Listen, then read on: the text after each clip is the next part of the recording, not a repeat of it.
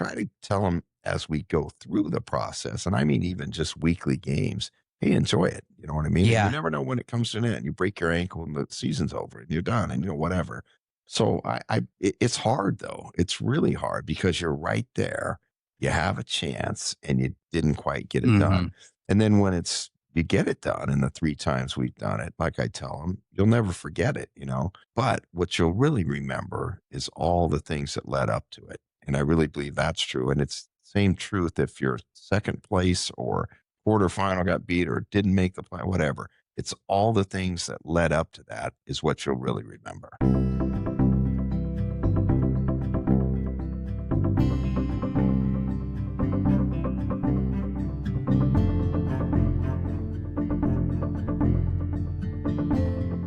It is the Fit for Radio podcast. I'm your host, Drew Tydeman, and we have a special guest in here with us today. I've been waiting to sit down with this guy. Now, we are at the Stafford Hills Club, a beautiful place where I work out and I work. You've got the suites here. You've got all the classes. You got a brand new workout facility there as well. It's incredible. Check it out, staffordhills.com. And if you like it, hit me up and I'll get you half off your initiation here at Stafford Hills. Right now, we've got a guy who is well known where I come from. His name is Steve Coury, and he is the head football coach, longtime coach at Lake Oswego High School, the home of the Lakers. How we doing, Steve? Great, too. Good to be here. And this is a beautiful facility. It really is. Been here. It's really nice. And you'll notice they tuck me way back in the corner here. It's hijacked. Yeah, it's much better for morale. But it is nice. I really enjoy it here, and I'm glad that we've got such a sweet place this close and just voted the best health and wellness facility in the Portland area, Wow. which is pretty legit. I can see why. Now, you have a long storied history here in the area, especially in Lake Oswego. You arrived to town in 1974 when your dad happened to be a coach for the Portland Storm. Now, the Portland Storm, for those who don't know, is part of the World Football League. Now, you educate me on this a little bit, Steve. Is that kind of that's one of the leagues that kind of tried to go at the NFL and do that thing? I'm not sure they really tried to go at the Or NFL just to league, but get you're a right. footprint. Yeah, exactly. And they did it, in a time of season that the NFL wasn't conflicting, which was a smart idea. Mhm. And that league lasted really a year and a half, if you will. I mean, it just didn't last, didn't have the money support. And then the NFL never really was excited about any other league coming in. No, they do not love that action. Back in the day, they had the AFL, and then they brought that one in after a while. That it stuck around. It looked like And that was the merger eventually, right? They were able to snag. exactly. And so that was the hope of the World Football League, but it never happened. Hmm.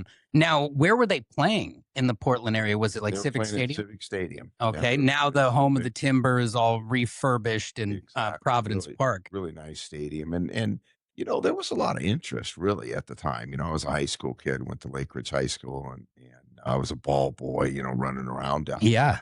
And there was, interest in the Portland area. They were really supportive of a team and a franchise that was kind of an unknown and how long it was going to be here and everything else. Now, I just happened to go to that same high school that you went to, Lake Ridge, the Pacers, which, as we introduced you as the head coach of the Lakers, not the Pacers, that is the rivalry from across the lake, which you went from one side to the other. But we'll get to all that. In those days, Lake Ridge, now when I got there and I first saw the building, for anyone who never saw it, and it's remodeled now, you can't see it the way it was, but it was just like this really ugly, like spaceship looking big white circle. And it hadn't been open very long by the time you got there. When I got there, I think it might have been the third year. Mhm. It might have been the third year that the school's in existence. And so when we moved in the area, we loved Lake Oswego area, and Mhm. that was the newest school and, had all the modern things. And Coach Smythe, who was longtime, well-known high school coach, was there too. So that was the attractive part of it for my family first, was just the area. Mhm. The school just fit right in. Now, the school was a little bit baby brother mode. Like, I went to school in the 90s, and our home football stadium was your Laker stadium. So every other week, it would be a Lake Ridge home game or Lake Oswego home game. And then every other year, this was the crazy part. The Lakers, who this is their home field, would have to go sit on the away bench and the away stands when we would be the home team. So it was a very strange. It was like we were almost like renting a space. Right. You're right. And it's kind of funny, Drew, because when I got to Lake Oswego High School as the coach, and as we went along in the years, that became a huge issue for them. When I was there and when you were going to school, I never even thought of it really. It Hmm. wasn't a big deal. We just went across town and we played there and we were in the locker, you know what I mean? And then every other year we were the home team. So I never really thought of it. But I think when we started to build the program at Lake Oswego High School, then it became a little bit of an issue Hmm. for Lake Ridge, and I understand it completely. And now they've got a great stadium right on campus, and it's good for both schools, I think. Yeah, and it's nice, it's new, it's things like that, but, I mean, it could be a little more beastly, because they just kinda had to round the edges in that neighborhood to, like, pull it off. Because forever you had Lights and all those owners dragging their feet because now you're gonna bring those lights, you're and it's right. gonna be a And a thing. lot of times what happens in those situations is it could be one or two neighbors that can Mhm. hold it up for years. You know what I mean? It So doesn't take much. yeah, exactly. So I think they did that to curtail it a certain way, but it's a nice stadium, and again, right there on their campus. So then they don't have to come over to our place to play, and it's good again for both schools. It is, and it keeps you under the cover at the games. Like, I mean, when Smart. Lake Oswego High School is over there in the sideways rain on the away bench, you're probably You feel starting. good about it. Yeah, exactly. So when you were playing though at Lake Ridge, you were no slouch, much more than a ball boy. You were a great player as well. Now, you defensive back or wide receiver? I was a running back, believe You it were a or not. running People can back. look at me now and think I'm a guard, but I was a running back back in the day, and That's awesome. Coach Smythe's system, and the other thing that's ironic, really, is Coach Smythe. Great coach, was a great friend of mine. He passed away, about 2 years ago now, but Hmm. um, our teams, the two teams that we had the previous years when they first started the program, they were really good teams, and I think they went into the semifinals, maybe quarterfinals, whatever. Then when I got there, the two teams that I played on, because I was there my junior year, my senior year, were, were two of the most average teams that they had. Really? Yeah, it really was. And back then, Milwaukee High School was kind of the best team in the league. And they took one team to the playoffs. And so we never made the playoffs when I was there The either. Mustangs took your Yeah, spot. man, they did. It's hard to believe nowadays when you look at it. I think they're even 5A, so yeah, it Hmm. was, but different back then for sure. And you were able to play so well that even when the Portland Storm kind of dismantled and it was time for your family to move on, you decided that you weren't going to go with them. I had moved here originally, like we talked about, from Denver. In my sophomore year at Denver, I was playing and I was being recruited at that time. So then we moved. I just didn't want to move another time, thinking the recruiting part of it, with my Yeah, respect, hey, you got to follow me all the way now to California. So a lady that was teaching at the high school, Letty Owens. I don't know if you ever remember Letty Owens there. I don't. She might have been done by the time I came She through. was there for a lot of years. So she was an honors English teacher, which means I never had her. And But that's probably why I don't know you and I either. both. So Yeah. I didn't know it to her. So she offered her home for me to stay, and the plan was to stay through football season and go join my family in Yeah. San Diego. And I ended up staying all year. And she, yeah, passed away a couple of years ago. But great family, great, great, great friends of mine. She was like family to me, and it worked out unbelievably from a relationship, from being able to stay, and then stayed around here to play at Oregon State. And you'd know better than me, like in the education world, but it's kind of an old school story, right? Like, how often do you hear about a student just living with a teacher? And now there's all these safeguards in place, and No, you're exactly right, and for her to step up and take me on and not really know me other than, I was a kid that went to school and Mhm. football player and that kind of stuff, but I really didn't know her, and to take me into her family, and she had a younger daughter that was, Rachel, that was a freshman, And that's even more gutsy, Yeah, I you've mean, got a there's teenage a lot, boy and this exactly. and the new girl. There's a lot going on There's there. a lot happening, and so she was a saint, and again, our relationship just went from there to she was just awesome, and her husband, just great. It really was. I was very blessed. It just shows that while it is good to have safeguards, that old school sometimes is better. Old school can be pretty good at times, It that's for darn it sure. really can. And you made the right decision though, because you took off, or you didn't take off with the family. You stayed through the year, and that led to a scholarship offer. Is it from the Beeves? Yeah, it was. Had a few offers to traveled around a little bit to see schools, and I just loved Oregon. I really fell in love with Oregon when we came here, and I really wanted to stay in the state, and it was fortunate that I was able to do that at Oregon State. And I almost went to Oregon and ended up at Oregon State, and I still got great friends, Hmm. now that played with me and were with me at school at Oregon State. It was a great decision and a great experience. It's quite a brotherhood that those types of teams do build over the course of your time there. I am a Duck. I would have liked you to make the other I gotta decision. go.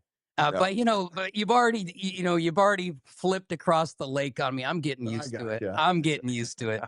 I can handle it. So when you're playing at Oregon State, what's that like? Because it's still the early days of Oregon State. So from what I've been told, and I never was there, obviously at that time, but then they used to have like a grass hill that people could like come and either like just come to the game, or you buy like a couple dollar ticket, like, Yeah, you could kinda sit outside of the stadium and for a see little in. bit and see some of the game. I don't know if they were as a great vantage point, and we struggled. We didn't win many games. It was in the hard times there at Oregon State, but, it's probably a lesson that I learned too. It's a lot more than just winning. When I Hmm. look today and the friends I have, a couple guys that coach with me now that have coached with me since I've taken the Lake Oswego job. Wow, Yeah, great friends. Our that's awesome. families have been raised together, and so many good things came out of going to school there. And then the winning very few games was just part of the experience. Now the Beaver thing that helps you with your education, and you had a scholarship, so things are going good there.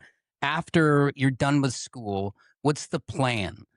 The first plan was I wanted to kind of see what it was like to continue to play. So I went up to Canada and I played up there for a year, and I went back my second year and got cut, and rightly so. I was always too small and too slow. At some point I was going to get cut sooner than later. But and then after that, it was I really my dad is in coaching, and my dad passed away again a few years back, but so I loved football, and I loved when I played, and I loved the idea of coaching.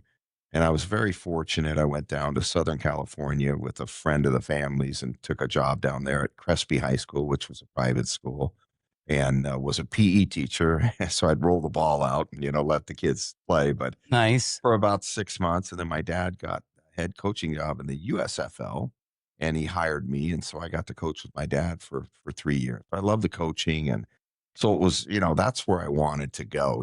Got married, and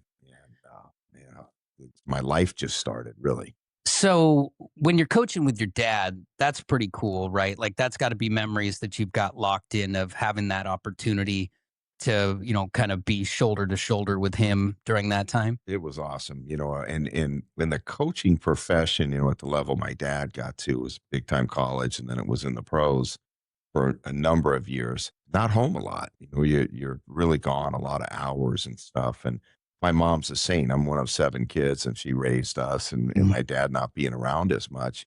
So it was made up time, really, when we coached together. And Hmm. then later on in life, when he retired, he came up here and worked with us during Oh, the really? season for about 10 years, which Oh, was that's awesome. even better. You had the ultimate analyst It really there. was. Yeah, exactly, and he didn't wanna say too much, but it was fun having him around, it really was. That is super cool. Now you're doing that with him. You've dipped your toe in the water of a PE teacher, and you're probably not heading back in that direction, right? So, Yeah, absolutely, I really was I kind of saw myself as a guy that was gonna be coaching the rest of my life and at a high level, and wanted to someday maybe be the head coach at Oregon State or wherever, you know what I mhm. mean? So and those are goals that, are way down there, and are they reachable? Well, who knows, we're so young in the profession.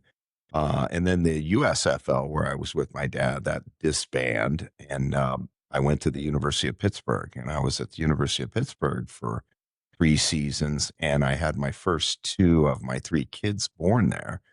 So I was on the same path as my dad was, Yeah. which means not around a lot. My wife was awesome. You got to have a special person to be a coach's wife, and Hmm. she was great raising kids. But I didn't want any part of that. So I walked in one day, honestly, out of the blue, to Coach Godfrey, who was the head coach at the time, and said, "Coach, I'm quitting, retiring, whatever." And he said, "What do you mean?" I said, "Well, I'm just done after this year." Oh my God, that's a bold move. It was really bold. Well, you ought to see it when I went home to my wife and told her. Oh, you hadn't told her yet. Oh, no, You did. man. Wait, hold on a second. Yeah, no, I know. You That was cold quit your and job? she's still with me. It's been Yeah. 35 years. So, I mean, cold quit, and I'm telling you, for me, it was a family decision. I wanted to be around my kids. I want to raise my kids. I want to be at their lunches. I want to coach them in little league, whatever, yeah, whatever. you made the right decision. You just No doubt. probably should have called somebody. I kind of found that out before when it was all done. It was like she was like, "You did what? What are you Yeah. going to do?" And that's when I said, "Not sure." But anyway, what I did know is I wanted to raise my kids here in Oregon. I loved Oregon. I wanted to come back home and have my family here, and that was the driving force. And Hmm. I'm a believer in things just kind of work out, and eventually they did. I always tell people wherever I go how special of a place Lake Oswego is, and even people who live in the same state and in the Portland area, there's like a stigma with it, like, oh, you guys in the lake and the bubble and all this stuff. Right. But all those things, all that people like point at, a lot of those things are the things: the safety, the comfort, the Right. the family environment that is here. It's really an It's a incredible place. It is. I agree with you totally. It's a special place. And I tell families that are coming into the area and kids, kids that football player kids, hey, there's trouble if you want to find it. It Yeah, doesn't matter that you're in Lake it's everywhere. Oswego. And yeah. And we've got, families that struggle. And I mean, we've got everything here in Lake Oswego that others have. Not as much, obviously. And we're very Hmm. fortunate, but it's a beautiful place, and I've moved around a lot in my time. People make the place. There's no better people than Oregonians, first off, and Lake Oswego people for sure. Now, I moved away from the area. I went to University of Oregon, then lived in Eugene, Oregon, doing radio shows for 16 years of that process. And I was always like, I'm not going back to Lake Oswego. When you're a teenager, you think like you're gonna go Yeah. live in like San Diego or something. Arizona. Wheels Yeah, up, that baby. time, yeah. And my oldest daughter, I have three kids now. My oldest daughter, just about 10 years ago, when she was 4 months old, I had already moved back here Wow. and had decided I was going to try to send my kids to the same schools I went to. And now my kids actually go to the same grade school Oh, wow, that I that's went great. to. I know And the feeling, man. I know what you mean about it, and yeah. you want to raise them the right way. You want them around the right people. You want them to have opportunities, on and on and on, and Mhm. it's all here. And so many of the and this goes for everywhere that you have these types of communities, that I still have core friends and people that I associate with time and time again. Actually, one of those people is the person who gave me your phone number. It's like that the the camaraderie, the brotherhood, the Brotherhood, I agree. friendship It's all is right here. it's It's always forever. that way, and I also tell our kids, some of our players, when they're looking at places to go, that one thing about here, and I can, attest to it, is people are loyal, and again, we didn't win a lot of games at Oregon State when I was playing there. But Hmm. I run into people all the time that remember me and remember my name, and, we used to watch you play, whatever. Just a lot of loyalty here, which is hard to find sometimes in people. It really is, and you do an incredible job of what you end up doing when you get to Lake Oswego. But I want to touch a little bit on that gray area between Pittsburgh and telling your wife that I've quit the job. You're looking for what's next. There's got to be something. Everything happens for a reason. And, I'm kind of in this same crossroads in my own life where it's like you kind of have to take a leap of faith and you have to make a decision and live with it. Right. Right. So where did you go from there? So, and that's it's interesting if you're looking into my life and what happened. So I come back from Pittsburgh. When I left here the 3 years previously, great friend of mine, Carl Holberg, who played with me at Oregon State, he's now coached with me for all my years. He told me when I left, said, if you ever want to come back, I'll have a job. He had a family run business. And so anyway, so after shocking my wife, I got on the phone and called Carl and I said, "Hey man, do you remember?" And he said, "Absolutely. You come back, I'll have something for you." So I came back. He put me to work. His family owned it was in the trucking industry. Well, I don't even know how to put gas in my car. You know what I mean? And I'm now selling dump bodies, is what it was. So Okay. anyway, so Carl put me to work and that was the start of it all. And then after about 2.5, 3 years that I was here, the Lake Oswego High School job became available, but it was in the summertime, and which is a bad time to try to find a coach because there's no teaching job. And so they were in a real bind. And a guy, Keith Hertstrom, do you remember Keith? He was my high school counselor. Yep. Great guy and great friend. And always stayed in touch with him. He knew I was back in town. So he contacted Dick Curtis, and Dick was the athletic director at Lake Oswego. And he said, I know you guys are in a bind. This guy's back in town. You should talk to him. So Dick calls me up and says, hey, but how about, man, I've got a job and I can't. So he kept after me, kept after me. I went and visited with him and went with the principal and all that stuff. And anyway, I came back a couple days later to Carl and I said, hey, you wouldn't believe this, but these guys, oh man, you need to do it. And I said, are you kidding? And he said, no, you need to. I said, okay, if I do it, you do it. Oh, here we go. Yeah, exactly. So he said, okay. So I told the school, I'll do it for 1 year. And I said, then you need to get somebody in the school because you need to do it the right way. You got to have somebody that's connected with the kids and a Yep. teacher. Like you and I grew up, we always, the guys that were coaching were the guys that were teaching. Yep. So I think we were one of the first groups that wasn't the case, So he hired me. And the interesting part, I hope I'm not going too far on this thing. The interesting part of it is every job, and I've had 3 different jobs since then. Every job that I had moving up each time came from being the coach at Lake Oswego. A guy that played the lady that hired me, Oregon Chief Meats. Now all of a sudden I'm selling bacon, right? Yeah. And she was a gal, Dee Dee Marriott. Her family had the Oregon Chief Meat. You might even remember that. Yeah. I went to work for her because her son played at LO. Then a few years later, a guy that graduated from Lake Oswego had heard of me and, on and on. So he hired me and I was selling carpet. And so then the next job I have after that, a good friend that Jim Mendenhall went to Oregon State, saw me play there, but he was a Lake Oswego grad. So he came to me and said, hey, I'd like to help you do anything, whatever. We became great friends. And then he ended up getting a franchise with this Field Turf, which is a synthetic grass, Yeah. and brought me along as a partner in it. So That's incredible. fate, man, it really was. And the sense of community. Community. It comes back to all the things that we talk about and things you love about it here. And 100%. Yeah. And it's the same type of things like as I was going through this transition into podcasting from radio, and it's like the floodgates opening up of all, not just support. Anybody can, say like, hey, I hope it works out. Right. But like there are people here that actually care about you so much that they reach across the table to help you, and they don't just tell you, hey, I'll call the guy for you or I'll Yeah, give you no. a call. Right? It happens. they do the legwork. Yeah, sure do. The Fit for Radio podcast is brought to you by the Stafford Hills Club. As it is always mentioned on this show, it is the highest ranked health and wellness club in the Portland area. But to me, it's so much more.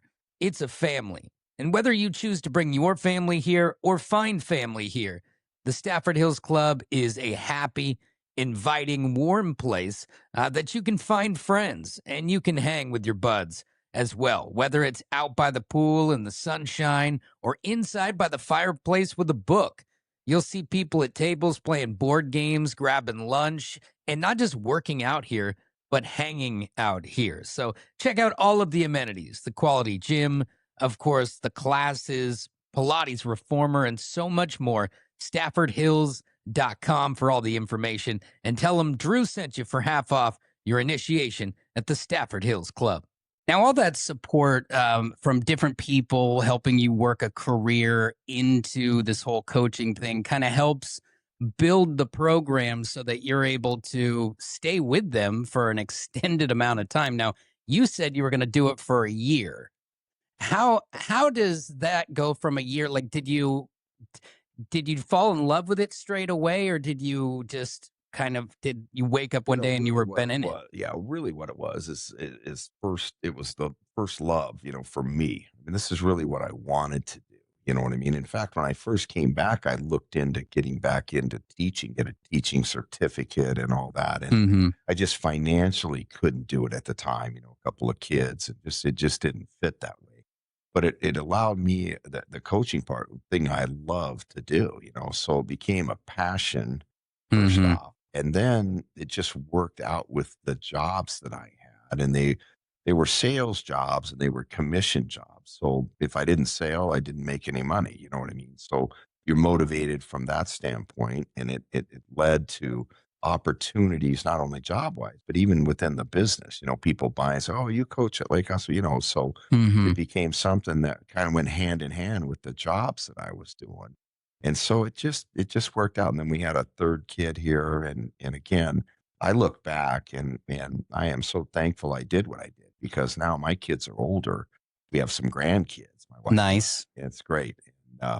But I was with my kids. I was at those luncheons, and I was Hmm. helping them with baseball, and I was all the things that a dad you wanna do. And that's what matters in the end, It is. and people, I hate to say this, but people who don't have kids don't realize that if you don't do those things straight away, there's a lot of regret in that. And it goes by, and all of a Hmm. sudden it's gone, and one thing about it, you never get it back. So Yes. I realized that, I think probably from growing up, I never had, regrets from my dad or anything like that, in the way we grew up. We had a great life, Hmm. but, he wasn't around a lot, you know what I mean? And I just didn't I wanted to be a part of it all. I couldn't have made a better decision in anything that I've done other than be around my kids, and they're still around here except my youngest. He's now in San Diego, but the other ones are here. And again, we have 6 grandkids. I That's mean, awesome. it's full circle and life's beautiful. Well, trophies and medals and titles, they don't give you grandkids, That's exactly right. And this I tell our teams every year, who won it, like in our situation 5 years ago? Hmm. No one knows, really. Yeah. You know what I mean? I mean, if you were the one winning it, you would have known it. But so it's those things fade away. The Now, things you and I are talking about don't fade away. they don't. It is worth saying, though, that people do remember who won it last year, and that's you. We sure do. Yeah. And Lake Oswego was always it was always a pretty good program in the '90s when I was going to school, and like the rivalry between the two sides of the lake were always leaned a little Lake Oswego, but really the tipping point on that post 2000 like really started to take off. You guys made some runs. We did again, a lot of good players, we have great coaches, guys that were with me for years and years. The youth program was growing, so that means people down there are doing so much. And Hmm. when we first got there to it was 92, Lake Ridge had beaten LO 16 years in a row. Whoa. Yeah, 16 years in a row. So it was very one-sided, you I know. didn't know that. Yeah, isn't that something? Yeah. And then Why, where was I during those yeah, days? Come on what's now. going on? I can't believe you didn't remember I'm not a very that. lucky dude. So yeah, it was really the rivalry was actually kind of not there because it was Hmm. so easy for them to win. And then our very first year, and they were, if you were doing a point spread, they would have been 40-point spread on us, and we beat them. And just a very lucky, they just didn't show up. One of those deals. Hmm. Ball bounced your way. Exactly. And so from that point on, the rivalry kind of came back because now it was a little bit more even, and so we've had pretty good success against them. And a lot of that, Hmm. things change and it, reverts back and all those kind of things. But it's been a fun rivalry. And I think, there were some bitter years in there, which I didn't like, but Yeah. now it's back to, the guy over there, Spencer Phillips, has done a great job, and it's back to just respect. And it's one great city and 2 schools, so for 1 week out of the year, yeah, it's like Oregon State, it's Yeah. just the way it should be, but rooting them on after that, that's the way it should be too. And I hear great things about Spencer as well. And at some point I'd love to have him in here to sit down. Um, because it is important to support the other side. And I'm the same way with Oregon State and the Beavers as a Duck fan, and with what we've dealt with the last couple of years with the coach turnover and then kind of getting sucked out of the entire, conference Right. and There's some everything. real changes. There are real Duck fans do not like to see any of this. We don't like to see you just keep getting pushed down. It's like, and I won't say little brother. I'll just say You're your right, though, your I get it, brother. totally get it. Nobody, even if am going to mess with you in the car, I don't want to sit and watch somebody punch you in the ear. Right. Like, there's Yeah. no fun in that.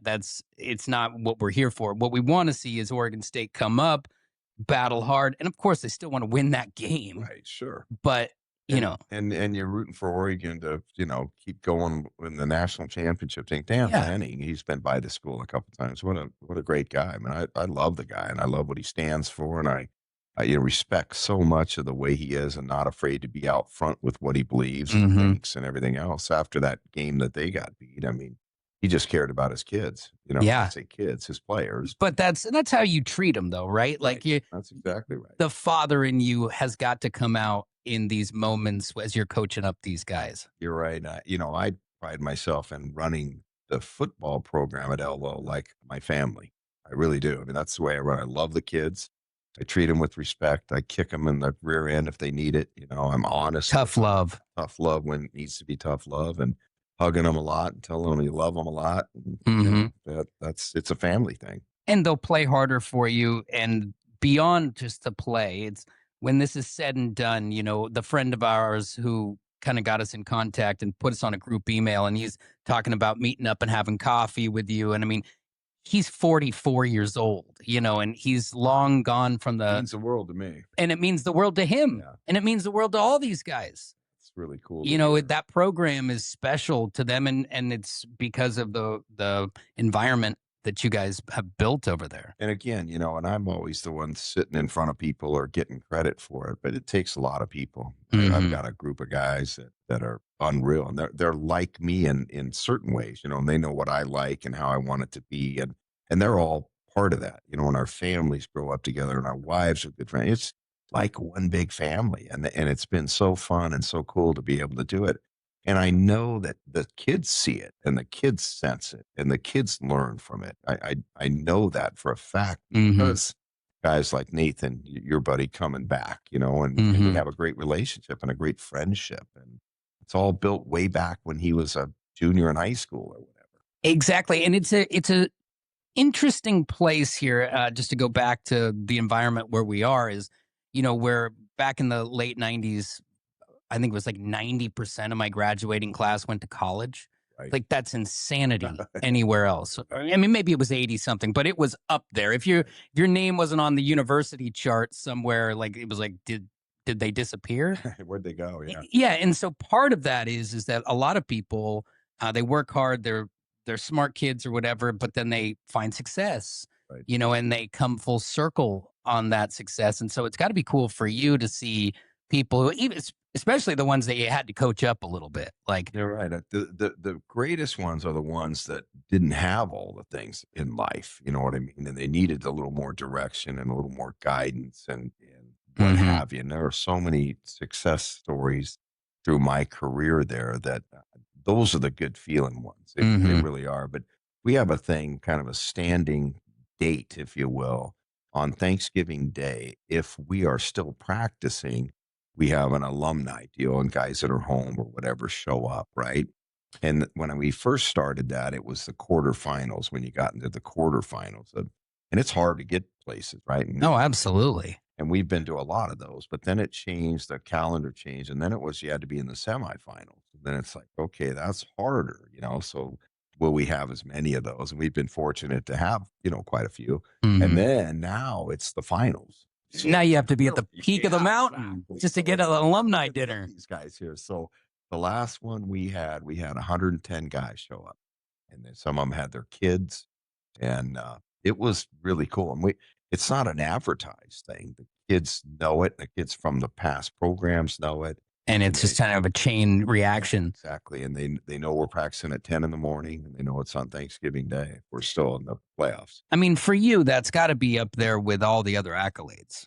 It's the most, yeah, it's the one that makes me feel the best. You know what I mean? Hmm. Again, like you said earlier, having the trophy at the end of the deal, no one really remembers that after time. We do, and we always will. Hmm. But it's the guys that needed the help, that got the help, that changed their life, that now come back and thank you, that went off to the Iraq war and wrote you a letter, Hmm. all the things that really, really matter. That's why I've done it for so long. That's why the guys that are with me have stayed with me for so long. It's so satisfying. And again, we've grown up together and our families have grown up together. Now I have kids. I keep calling them kids, but guys that coach with me that played for me.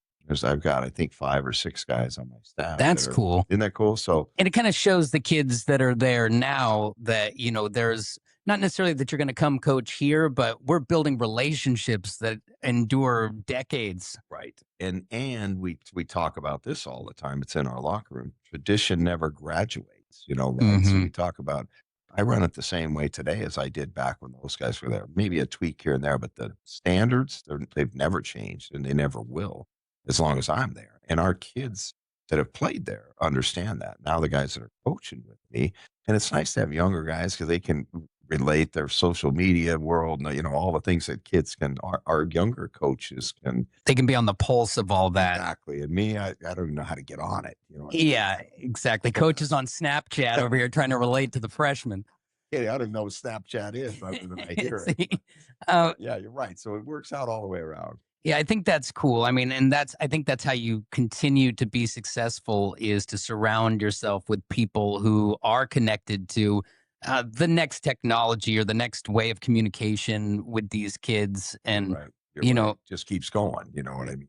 It carries itself. And someday when I'm gone and not coaching anymore, the chances of it surviving and keeping going, which is the most important thing of how it's run and how you treat the kids and all those things, yeah. still going to be there. Now you've got since you have these younger guys there is a chance to just keep this legacy going because when you do decide to hang it up, you've built an entire system of other coaches who are if they played for you, then they're going to have more longevity in the system. And that's really been the plan, to get those Hmm. guys. In fact, one of them that is Steve Smith's his name. He played quarterback for me. And he coached with me for about he coached for about 7 years with me. And then I said to him, because he's a guy that can take it over at some point. And I said to him, I said, you need to go to another place. You need to go to another school, see what it's like somewhere else, get a feel for something other than Coach Coury's way of doing things. And Yeah. so he did that. He went to a school around here for a couple of years, I think 3 years.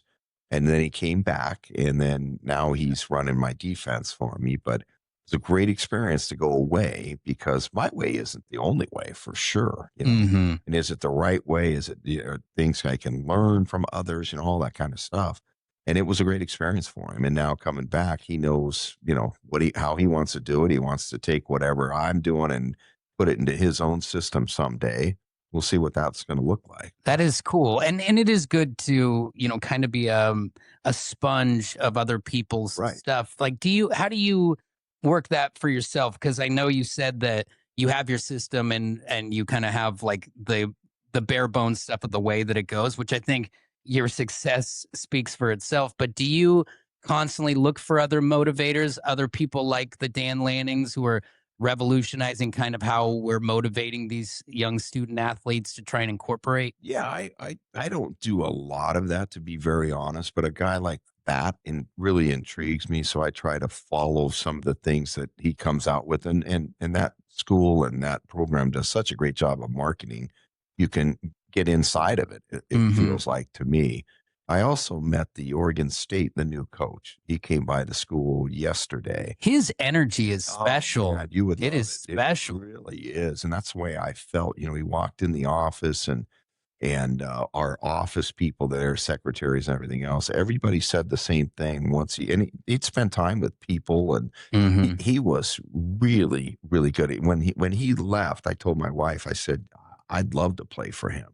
I really would. I mean, he's just an impressive guy. I hope he can do a great job there. But as a person and the things he talks about, he's right on the money and really had a lot of respect. So I love listening to those kind of guys talk and try to pick things up from them Yeah. and how they do things.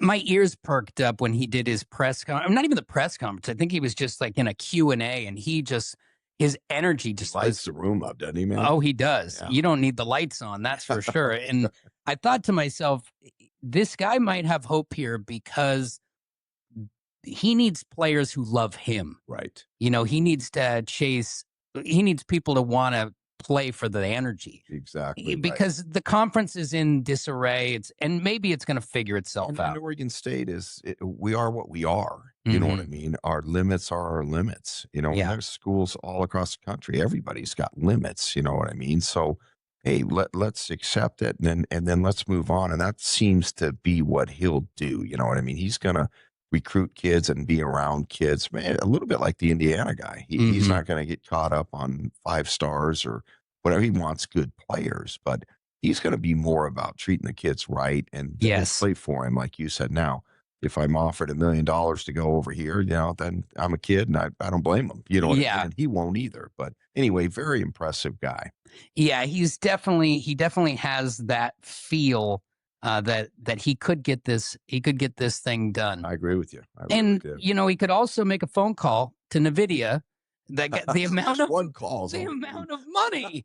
Like, just if they could just even, sprinkle their finger in that direction, Yeah, I think that would help. that's for sure. If we could just get this guy a little interested in Yeah, sports. exactly. How does he not love I football? know it somehow. I know, and I do thank my lucky stars that Phil Knight does love Yeah, football. yeah. Phil's great, and he's been great for Oregon and really for all of sports with Mhm. Nike and all the things they've done. Yeah, and I've been lucky enough to have, like, families cross over with him and his family, and Wow, they're great people I'll bet. and pretty down to earth for, Oh yeah, the planet that they live on. absolutely.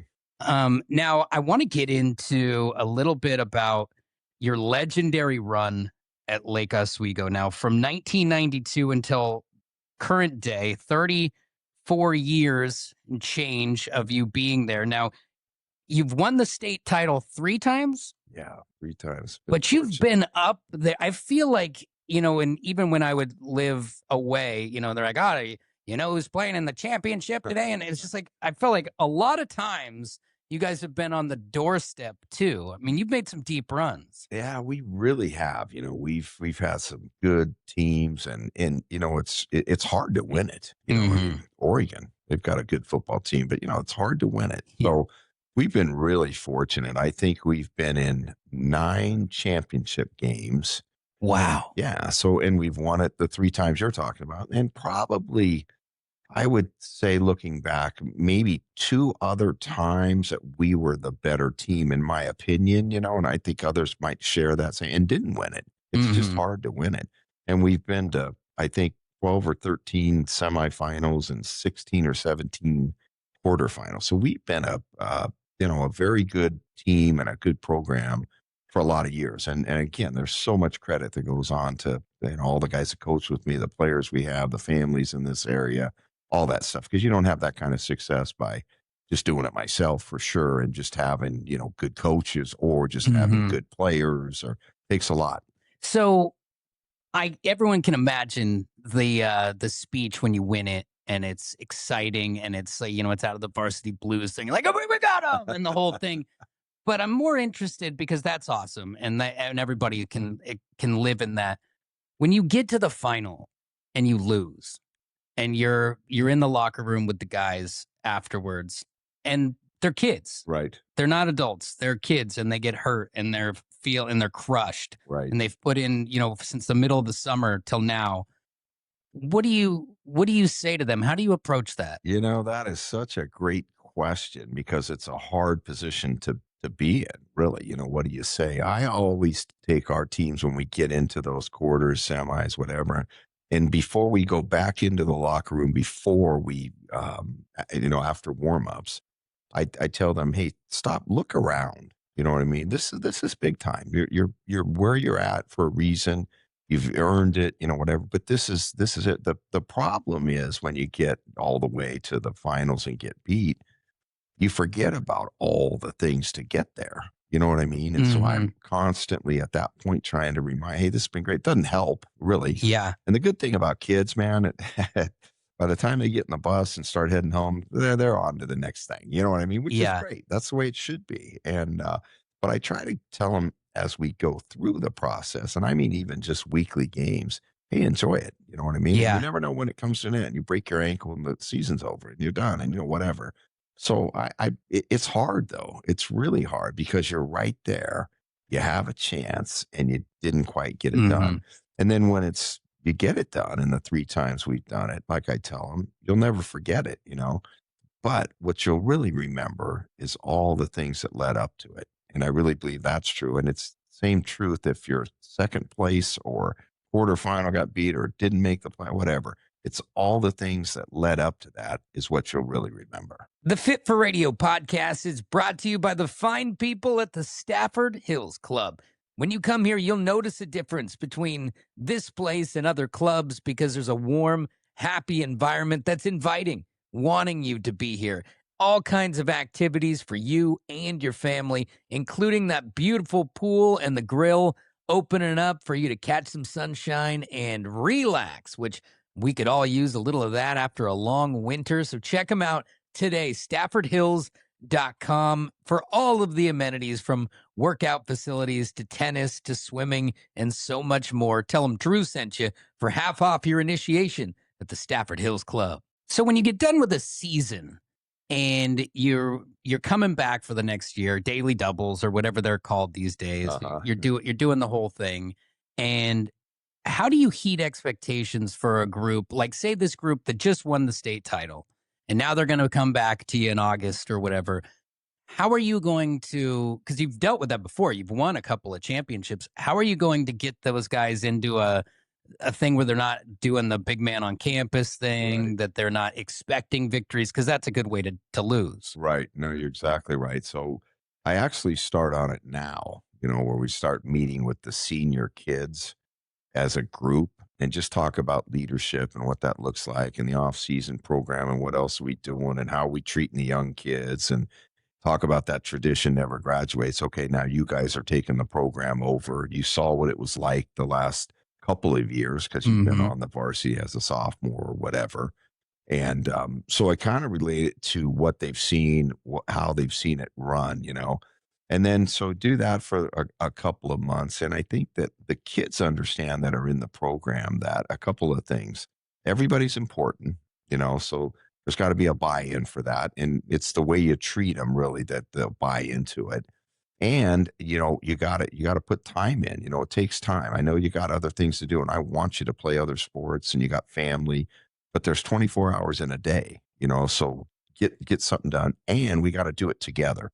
We got to find that time to be together and do things. So start kind of building the team camaraderie. The other thing that the guys know is I don't put up with individualism and body language and some of the things that happen, Showboating and the whole deal. showboating and the whole deal. So that's just built into the program. So the transition part's really good. I got to tell you, in my 34 years, there was one team that I've had that I kind of said after that year with our coaching staff, I will not have a group like that again, or I won't coach. And They were too showtime. Is yeah, that too showtime, too much about myself, too cliquish, it's the things that happen within a locker room, really.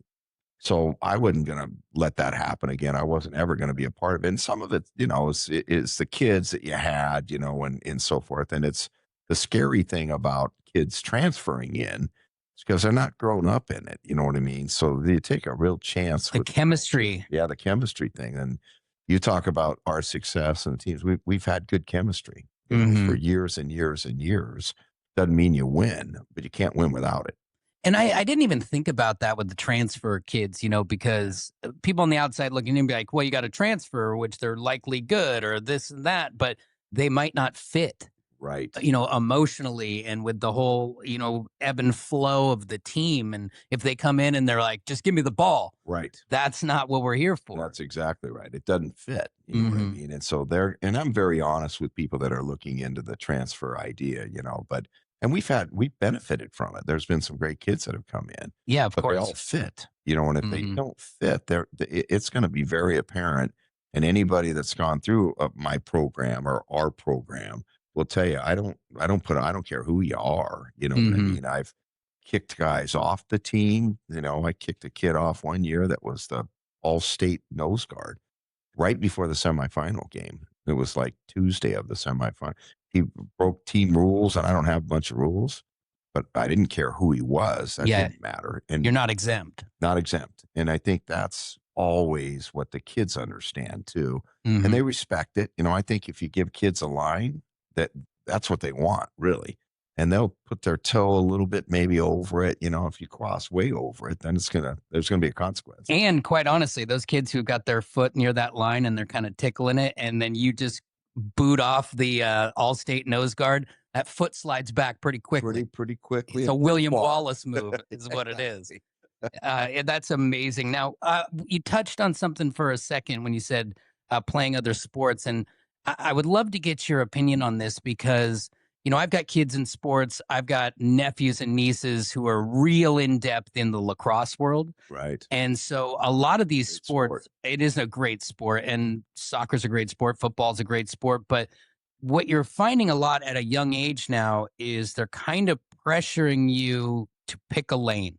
Not kind of. Full Yeah, blown, yeah. full court press. Right. And so it's like, so are you with us or are you not? And it puts you in a tough position because when you've got like a fifth grader who I need to make a decision about what sport they're going to be good at. Like, am I completely altering their path because you want me to choose now?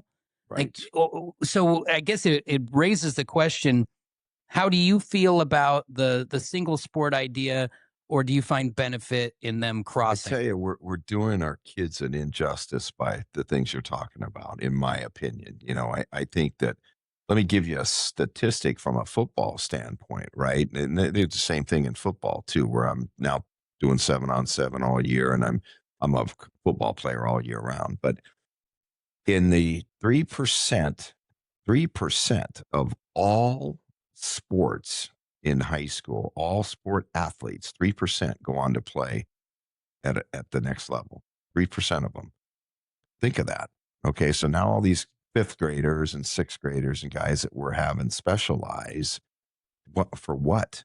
Is it Hmm. going to win you a state championship, or Yeah, you got you know 3%. yeah, that are going to go on and get school paid for and everything Hmm. else. So the other thing is when I have guys, coaches come in to recruit, I'm not kidding you either, Drew. The first thing they want to know is, what other sport do you play? And the reason for that is a couple of things. They want to see them in a different pressure situation. They want to Hmm. see how they react with other players and on their own team, how they react to adversity, in a game. They want to watch a basketball game, a lacrosse game, and I'm talking about football players now. And they want to see other things and how they perform. It's not Hmm. just about the football. So, and if you go back in the NFL drafts, they'll tell you all those guys that are drafted, they're high percentage of them are three sport athletes. Three sports is hard anymore, but at It least two is. sport athletes in high school, and these are the highest, athletic kind of guys that you have. So, Yeah. I think as parents, we need to just step back, let the kids have fun, do as much as you can in the sports world, let them enjoy it, and Yeah. the other stuff will take care of itself. If you're good enough to play, it's going to come out that way. They're going to find you, and on and on and on. So I would hope that we can change this trend. Yeah, and and you might find this interesting, and I don't know if you agree with it or not, but I had a coach from Seattle Prep on, Travis Cole, and he was telling me Travis that, Cole from Lake yeah, Ridge, he yeah. coached with me a couple of years. Oh, he Great did. guy. Yeah, Yeah. he is a great I'm sorry guy. to interrupt you. No. It's a small world in the coaching It is. thing. Now, he said that the reason he wants his players playing other sports is because they're working different muscles, like whereas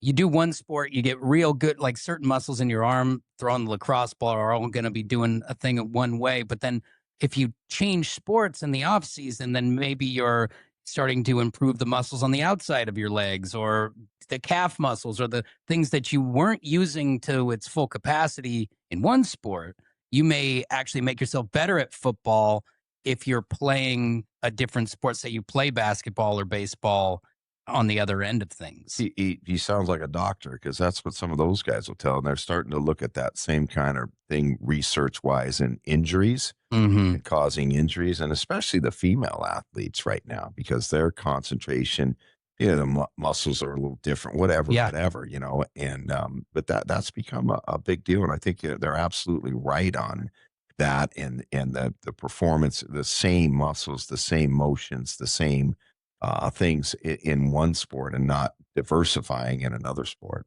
And you talk about, the brotherhood that happens with the players in football. If you play another sport, that's a whole nother group of people that, can support you and on down the line. It's like these things are forever. And if you do more things, it's like my daughters, and they know this, so it's not going to hurt their feelings. They're not going pro in soccer. Like they're there to have fun, stay in shape, make friends, stay out of trouble. Those are the big four things. You're exactly right. Get good grades, Yeah. and when you're disciplined in those seasons, the grades will tell you in high school for sure. I mean, we've seen it at LO. Oh, yeah. While they're in a sport, they're a lot better students than they are. So their time is, it's specific, and it's laid out, and it's disciplined to get stuff done, and all those things that really help in life too, which is part of sports. All the lessons you learn in sports, they need to keep learning them, and learn them with different people, different coaches, different ways of dealing with. Again, you talk about baseball. It's a failure sport. Mhm. Deal with baseball striking. I remember my youngest son, he'd cry every time he struck out it. You know what I mean? Want to throw the bat and everything else. Yeah, You got to learn to handle that stuff. it's true. And I think that football always blew my mind how much it would change the guys in season. Mhm. We'd be and for the better. There are a handful of guys I can remember as almost a Dr. Jekyll and a Mr. Hyde, because in the summer or in the off season when the coach isn't there is like almost like a wild man. And then right at the end of the summer, it was just like every one of them would turn so diehard and like, we're not going to parties. We're not doing this. We're not doing that because we're playing football now. Right. And then they would all, grind it out together. And I always thought that was cool, more so than other sports, that like when you guys get in season, and I think other sports could take from that it really made these people lock in. And when you say like that their grades and everything suffer in the off season and not when they play football, I think it's got to be that structure. I agree with you, and I see the same thing, with the way, and I think the school does. It's interesting if you talk to like our principal and vice principals and the AD and the people that are inside the school.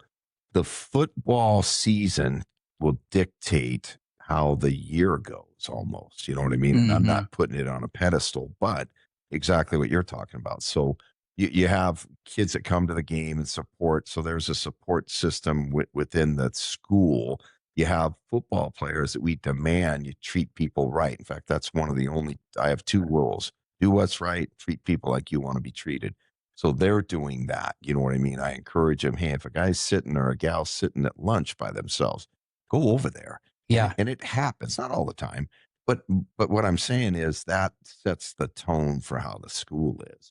You can tell the leadership on a football team, at least at Lake O with us, you can tell in the camaraderie you have, it's gonna transpire up in the school too. Hmm. And really, we see it year in and year out. And sometimes it's not great, well, it's not great in the locker room, maybe, Yeah. so And you definitely help the rest of the school with the morale of when the team's doing well and you get into the playoffs, and taking team bus or fan buses and the whole deal. Like, because they're all of a sudden a part of it. yeah, You know what I mean? They're exactly. they're a part of the team, and it's really cool and all Well, that. and you can see it on me on college football Saturdays. We all get dressed up like we're going in. Yeah, you're Like right. I don't have the pads on, but I got my jersey. Ready I'm to all go. color Give me coordinated. the call. I mean, you pull up my pants, I might catch the socks in the right color too. It's in our mind as fans, it's how we're a part of it.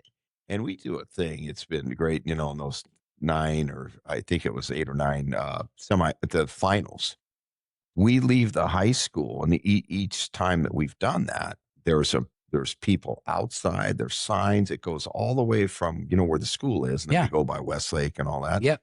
there's people all along the path, honest to goodness, because they know, it's advertised that way. Teams coming. And it's That's such a awesome. cool thing, and for young kids, and that's part of the hey, take this all in. Forget about the Mhm. game.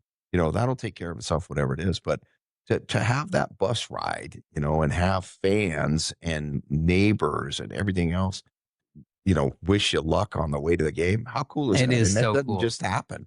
That's a small town atmosphere and Mhm. everything else that Lake Oswego gives us. And that is the thing about the city, and the house prices are gonna go through the roof with the way we're talking about the place, like they already haven't. But it just shows, It it's does. that type of place, where people, they care on that level, and when you say small town, it's, like, almost impossible to have that feel so close to, like, a major city, Right. and here And we are. it's there. I walk around the neighborhood where I live and I'll have people, and we live in an area where people walk by a lot, but I mean, there are so many people that, hey, congratulate, hey, great year, whatever. Mhm. And I think, wow, I didn't even know that they knew that I don't advertise it on the coast, but Yeah. they follow it. You know what I mean? And then Yes. that not only follow it, there's pride in it. They Mhm. kind of feel like they're a part of it, they Yeah. appreciate what we do, and they thank you and everything else. I mean, it's such a small town within a big town that's such a great community feel. And it's really built up over time. I mean, it's so much different. Your program looks so much different than even when I was there in the 90s. Even though you were already the coach, it's still in kind of that early part of the Sure. process. Putting it together. What, you know, first question is, have they inducted you into the Oregon Sports Hall of Fame yet? Not that I'm aware No? of.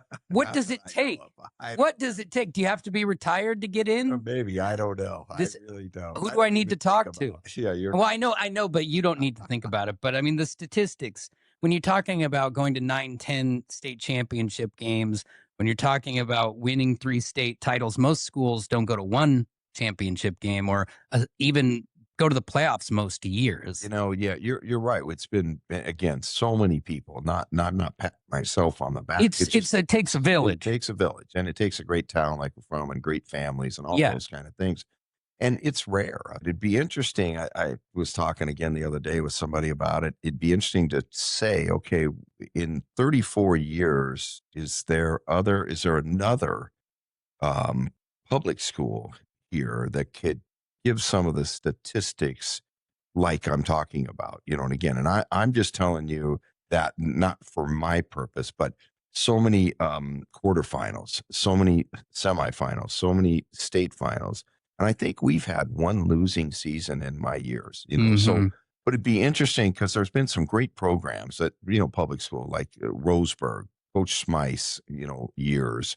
I mean, on and on. There's some great coaches that have been around it, but it would be kind of interesting to see where does it kind of stack up, because it's been pretty darn consistent, with Yeah. what we've done, which is a credit to all those people. I think I can say it 'cause it's a little easier than you saying it, is that I don't think anyone can. I mean, if t that amount of time on the public school level, like, not at a Jesuit style school, where you have all this other, like, money and stuff coming into it, I just don't see it being possible.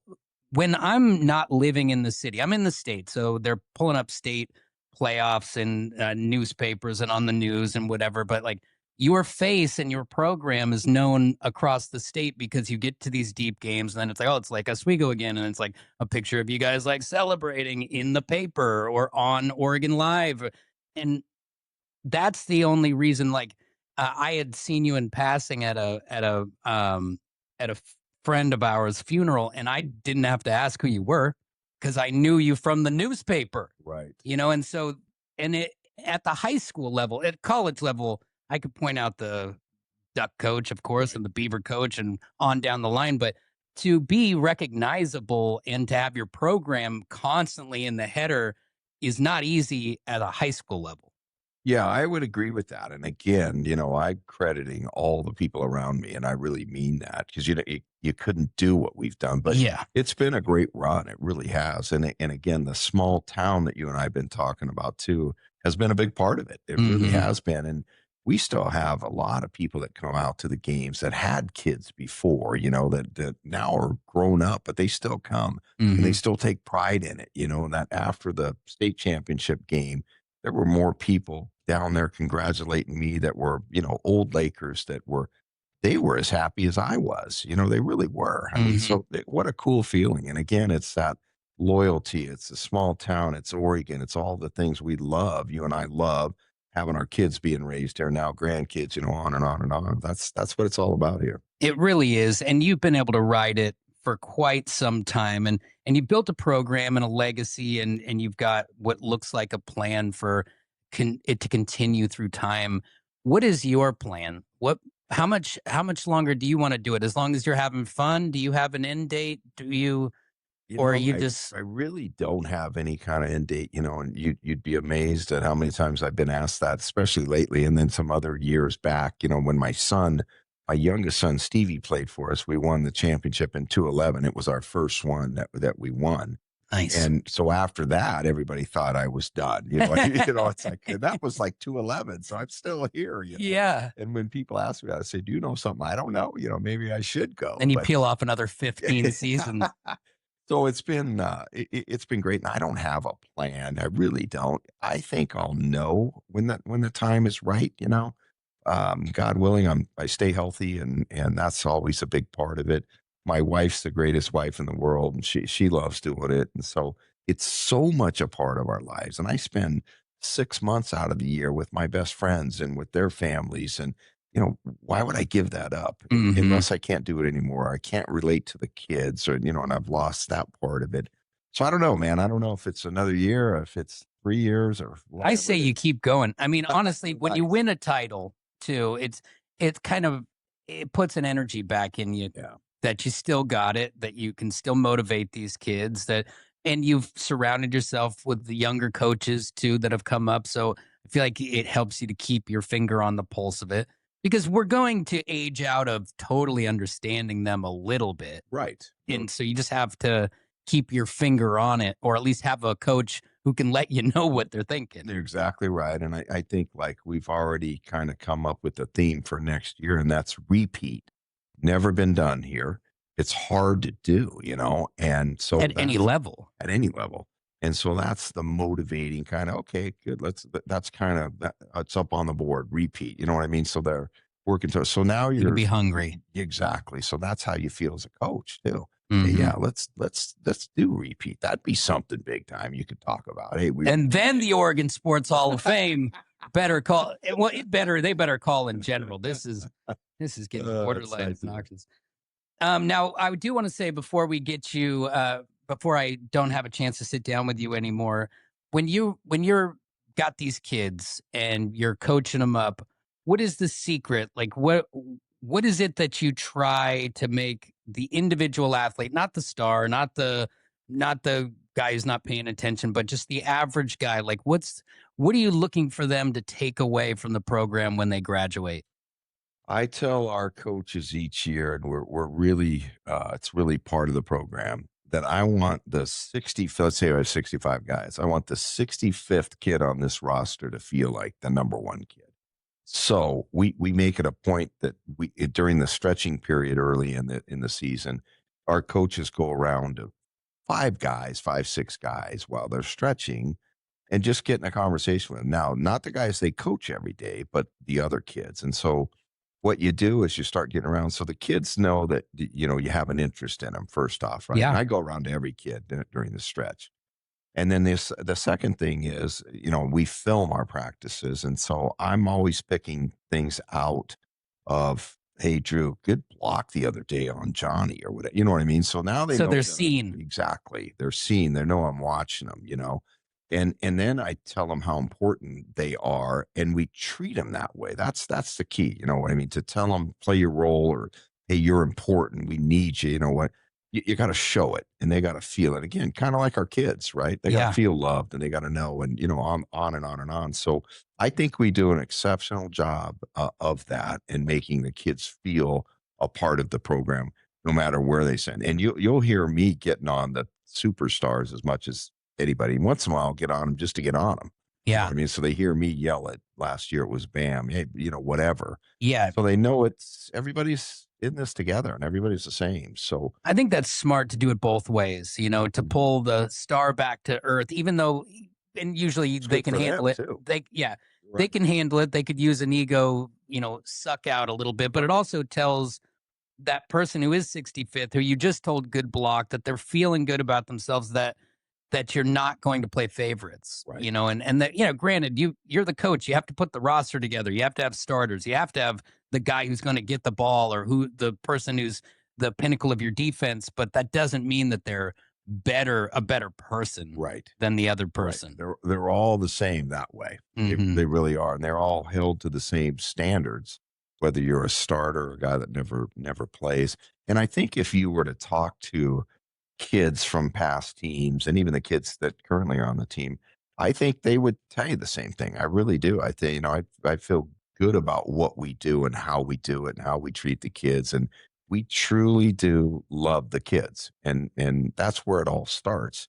Everything else fits in after that. Now, it's like disciplining our kids. If that has to happen, they may be mad at you or whatever for a day, a half a day. They think they're picking on them, whatever it might be. But in the end, they know I love them. They know I care about them, and they Hmm. know it's a lot more than just how much you're playing, how many touchdowns you're scoring, and on and on and on. And you're not going to get on somebody who you don't care about, right? Because I mean, Exactly. you have an investment in this person, and As a so, person. and yeah, and you're not Right. going to. It's a waste of energy if you don't care, Right. and so you clearly do. You're exactly right. Yeah, we tell them if we're not yelling at you or talking to you or whatever, Now be now concerned. be concerned. Well, whatever you've done it right. I'm very happy that we got a chance to sit Yeah, it's down, been a pleasure. and I hope that a lot of people, not just in the town that we grew up, but all over the place, can get a chance to hear this and hear you, and maybe help build up some other programs. Not that you have to take on in other places. We got to repeat here. But also, I just think there are great themes about the family stuff and how you care about these kids first and foremost, and that's what's helped transpire into victory. And to get Exactly. those the plaques are on the wall in the right order. You've taken care of the kids, and they've brought you home the titles. Yep, that's exactly right. And that's really what it's been about. And it's all about, and again, I would say talk to the kids and see if that's the same feel they have, because I feel very confident they would. That's awesome. Well, thank you so much, Oh, it's Steve great to be on the Coury, show, buddy. the future Oregon Sports Hall of Famer. If you have anything to do I with it. said it first right here. And of course, a great football coach and a motivator of young men. Thank you, and have a great rest of your day. Thank you for having me.